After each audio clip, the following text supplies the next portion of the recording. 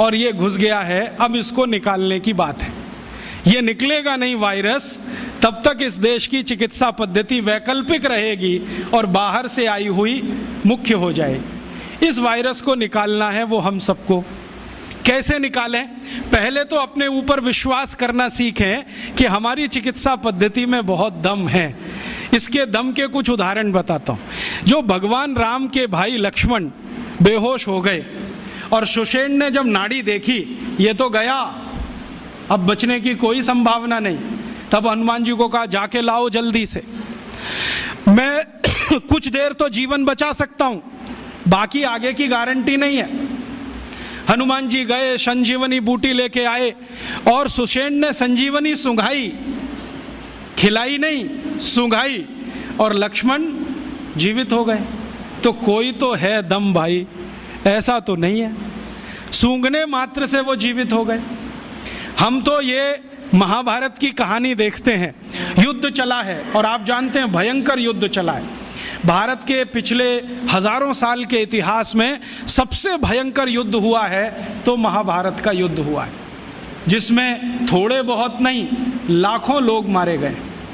लेकिन उस युद्ध में बार बार हमें ये पता चलता है कि सवेरे से शाम तक युद्ध होता है, रात को सभी पालों के वैद्य अपने अपने घायल सैनिकों के घावों पर मरहम लगा रहे हैं, लेपन कर रहे हैं, और अगले दिन वो फिर युद्ध के लिए तैयार हो रहे हैं। ऐसी कौन सी चिकित्सा पद्धति दुनिया में है जो 12 घंटे में आदमी को लड़ने के लिए तैयार कर दे?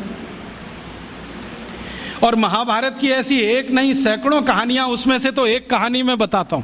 कौरवों की कहानी जानते हो? 100 थे, एक माता के 100 पुत्र कैसे हो गए? एक माता के 100 पुत्र कैसे हो गए? और अद्भुत बात जो समझने की है, वो 100 के 100 सभी पुत्र एक जैसे, ऊंचाई में एक जैसे, चौड़ाई में एक जैसे, लंबाई सबकी बराबर, हाथों की लंबाई बराबर, शरीर सबका एक जैसा, चेहरा सबका एक जैसा।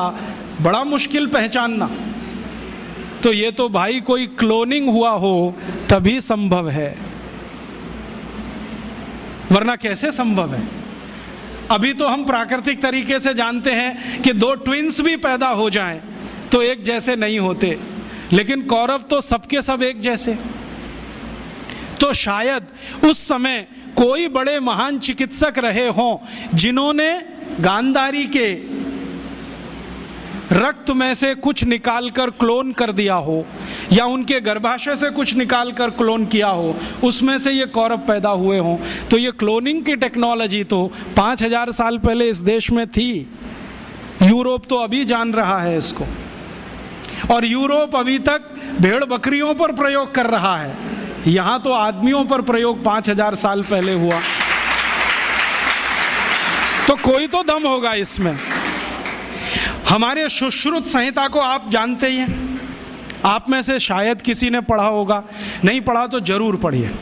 सुश्रुत संहिता में बहुत साल से पढ़ता रहता हूं। हालांकि मेरा विषय तो इलेक्ट्रॉनिक्स है, लेकिन मुझे इसमें इंटरेस्ट है। जब जब मैं सुश्रुत संहिता पढ़ता हूँ, माइक्रो लेवल पे जब जाओ तो इतने तरह के उपकरणों के वर्णन उसमें हैं, इतने तरह के उपकरणों के वर्णन है सर्जरी करने के लिए कि आश्चर्य होता है। अगर सुश्रुत संहिता से एक एक उपकरण को निकालकर लिस्ट बना दी जाए तो आज के आधुनिक सर्जरी में जितने उपकरण हैं उससे कम नहीं है।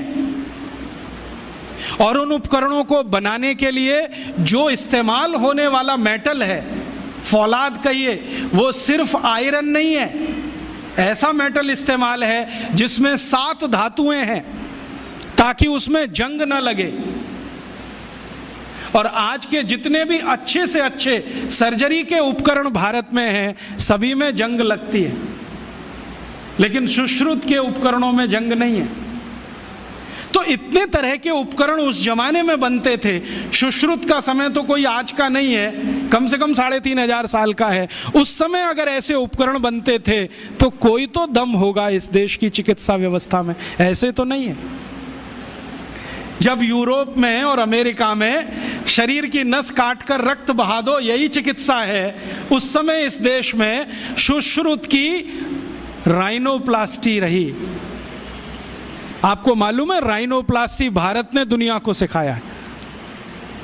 और राइनोप्लास्टी के भारत में 1500 से ज़्यादा केंद्र थे अंग्रेजों की ईस्ट इंडिया कंपनी के आने के पहले तक। उनके स्थान और पूरे वर्णन मेरे पास है और अंग्रेजों के दस्तावेज में से निकाले हुए हैं। भारत में सबसे बड़ा राइनोप्लास्टी का केंद्र था कांगड़ा। कांगड़ा कहाँ है? शिमला के आगे, हिमाचल में। और कांगड़ा और उसके आसपास में 700 केंद्र थे जो राइनोप्लास्टी सिखाते थे। दक्षिण में जबरदस्त केंद्र थे राइनोप्लास्टी के। मैसूर स्टेट है ना, मैसूर स्टेट में 150 से ज़्यादा केंद्र थे आज से 200 साल पहले।